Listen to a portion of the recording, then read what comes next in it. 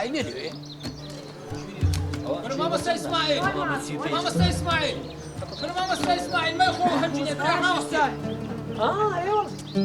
برا ڕاوەستەوە تو چ دەکەی صادق بۆس دەکەیەوە والله هنجيني السلام عليكم عليكم السلام كورە برا صادق خوي كورە والله والله باش هنجيني شقال خوش كورە برا هەنجینی برا مەخۆ يا كورە مەخۆ برا ئەوڵە سوکەری خراپە يكون اخوهم سكري منك كورە والله خراپە برام والله يا خر كورە والله خەفەتیش آخر ئەو هەنجینی بخواتنە من پێم نەخورێ کاچی من والله مەخۆ خراپە ئەوە ورا برام امس سكري مني اتبا خود سكري تيدل يا غرب امش تشم خو آخە برام والله حمد دەزانم ئەوە باش نییە كورە بخۆ لە سوکەری خراپە هو درجيك كرة درجيك. ولا هنجين دزان كورە صادق كورە هەنجینی چە توکەنژە لە هەنجینە زانیە كورە توش دەبی برا كورە توش دەبی برام کاچی من والله خراپە كاكا قلت بتسن دوا هو بس 35 هذه بخاتمه بس يزاري على 25 كيلو شي داني كورە مەکڕە برا كورە مەکڕە برا داني برام كورە لۆتومە مامۆستا لۆتومە ئەو قوربانە دەبم كاكا هنجين لقى رشكي پیغمبر صلى الله عليه وسلم صلى الله عليه وسلم. قال رشكه بز مردني لكود ناكات وعاوش نخوش كورە كورة وەرە بەس جێرەم بگرە برێ کاچی من ئەوەی ئەتو دەکڕی هەو نییە هەو كورة كاكا هوا عمل بخوم لهنجيني دزانم هنجينكي درجيك كورە دەکەی في خۆتە لا دەبڕۆ بڕۆ باشکە کاکە. پێدەمری كورە ئەستەغفیر الله والله بابڕۆم لە ئەو لایەوە چییە و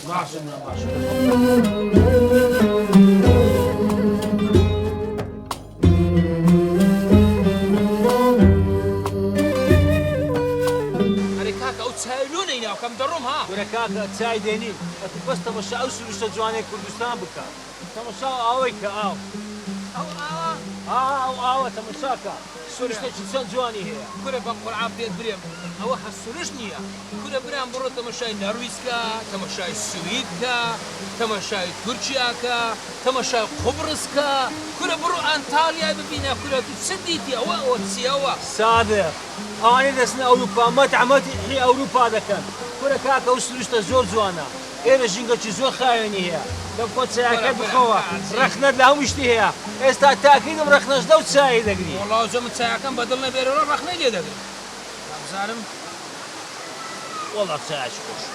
تاكا عسريه والله پێت برێم بەستان چای لێنە لانه يخوش تلسا كورە برا شیرنە شیرن كورة كاكا اما تسيب كما تسكري تيا اي بيش هو قلت له بوي كم شكل برا. يا شكل زيادتك اليوم کاچی منە من سوکەریم نییە نێ ئاگام لە سەحەتی خۆم ئاخر ئێستا ئەوەی بخۆم کاکە خەکوو دوای ئەمن ئەوە لە ناو لەشم بستەوە دەرێ کاچی من صادق دم خوا اگر رخنت لو اوز نقد اما لو قولي خوم ببرموها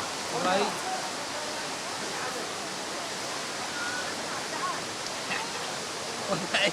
والله مامۆستا قسەکەت دەرچوو بە شەرەفم نییە تام ئاوی لێ دێ ئاو صادق ابي تياوز زور عندي كيف هو نعمتي خوايا او نرنجي هي نبوني هي نتامي هي هیچ ما دەستکاری سروشتی خواش پێێت كورە برا واز بینە كورە برا ئاو کوتامی نییە كورە والله ئەوە بەس تامی لێ نایە عجب دەما ماشتەکە لۆ بژێرمەوە دوێ براش دەشلێرم دیت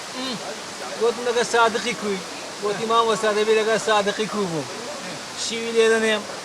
شەقەچی لێدەدا سوورە ڕاستەکە شەقەچی لێدەدا بێخەیە ڕاستەکە شەقەچی لێدەدا چەورە ڕاستەکە سبێنە لێتەوە دەرێ برنجە لۆ بێڕوونە لۆ بنی گرتیا كورة تو هم الرخنة مقرمة يا ناو مجتمعي زيد نابتوا بس وازن رخنة بينا كورە برا نازانی شیوی لێنێنا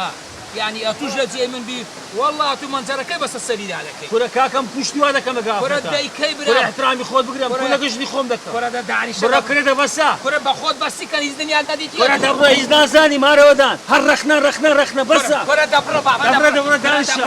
بڕۆ كورە لێگەڕێ با بڕوە لێگەڕێ كورە من هەر قسەکی دەکەم دەرێ ڕەخنەی دەگری ئەمە دەرێ ماوە تامی لێ نایە دەرێ کو تامی لێ ئەو شیرنە دانیشە با دوو قسە لەگەڵ كورە برا قسەی چ مامۆستا قسەی چ کاچی من صادق نەگەرەوە خێزانیش لێ ڕۆژێک لەی لێ دەکەێت ئێ مامۆستا وەڵی مە قوربان دەمەگە قسەی مامۆستای دووبارە دەکەیەوە لە بۆ مەکە ئەوش باسی خێزان و باسی شی و خواردنی دەکەیت یەک شتت پێ دەرم صادق مسلمانی لەخوای بەزیاد بێت لە خوای بەزیاد نێژ و ڕۆژی دەگری لە خوای بەزیاد ئەوە مانجە ڕەمەزانە لەسەر خێر خێزانت ماندی و مردیە وەچی تو بە ڕۆژی دەبیتن لە سبێنێ هەتا ئێوارێ خەریکی جلک شتنی ناومان خاوێنکردنەوەیە دوایان شیویشی لەبوو لەدە حازر و بزردەیە سەر سفرەکەی ئەوە سوورە ئەوە خێکەمە ئەوە خێزیادە ئەوە چەورە ئەوە لۆ نەبرژایە ئەوە لۆ نەکرا کاکە مادیە کتێک مڕاتی بکە والله دەیگۆ ڕەخنەی لە هەموو شتێکیە جێستی کارەبای لێدەم دەگوت ئەوە لەوە هەلێت دەی طبعا ئیسعازم دەکات دەنگە دەنجی دێت جێرسی کارەبایش وەختی خۆی هەیە صادق نابی چاوەکەم ڕخنە لە هەموو شتێک تو مسلمانی ئەتوو دەبی مڕاعاتی هەموو کەسە چی بکەیت ئافرەتە پیاوە ئێ ڕۆژێ چووی سەفەرەکەت کرد لە ناو سیارەی مەحموودی بووی 50,000 گوتت ئەو سیارە چییە ئەو سیارەکەونە چییە ڕاستەکە سیارەکەی خراپ بوو دەنجی تێدا بوو بۆنی دووکەری داهاتە ناو سیارێ نازم ژانە سەرم گرت صادق وایەک شت کرد لەمەکو برایەنە پێغەمبەری خوا صلی الله عليه وسلم ئەنەسی کوڕی مالیک لە منداڵی هەتاوەکو پێغەمبەر وەفاتی کرد خزمەتی کرد زیاتر لە 15 ساڵ لە ژیانمدا یەک جاریش پێغەمبەری خوا صلی الله عليه وسلم ڕخنەی لێ نەگرتم نەیگوت ئەو شتە لەوە بوو لەوە چوو لەوە کرد لەوە نەکرد دایکمان ئیمانداران عایشە دەفەرموێ یەک جاریش پێغەمبەری خوا صلی الله عليه وسلم ڕخنەی لە هیچ خواردن و شیوەچی نەگرتیا هاتیتە پێشی حەزی لێ با دەیخوارد بەدلی نەبا بەبێ دەنجی قاپەکەی لە پێش خۆی ئاوا دەکرد و هیچ ڕخنێکی لێ نەدەگرت دەیگوت برسیم نییە یا شتێکی دی دەگوت و ئیدی هیچ ڕخنێکی مڕاعاتی نەفسی و ئافرەتی دەکرد باشە یان ئەتوو برادەرەکە سیارەکی خراپیە کاکە ڕخنەی لێ مەگرە کابرا توانێ هەرە ئەوەندەی هەیە ناوماڵێکی شڕ و کۆنی هەیە توانێ هەرە ئەوەندە هەیە ڕخنەی لە هەموو شتێکی مەگرە خوای گەورە شتەکانی بەو شێوەیە دروست کردیا ئاگام لێ بوو تازە ڕخنە لەوەش دەگرت کاکە خوای گەورە مەنزەرێکی ئاو هەیدانەیە ئەتوو سەفەری هەر جێیەکت کردێ کردیتت ئیدی خوای گەورە شتەکانی بەو شکلی و شێوازەدانەیە ئەوەندە ڕخنەگر مەبە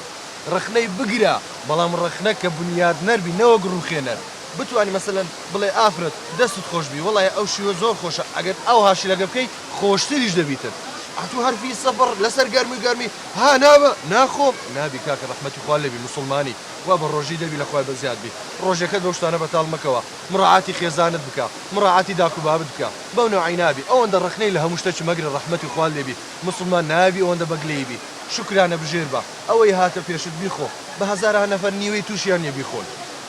هزار رحمة الله بمامستا والله أمن ومن دساني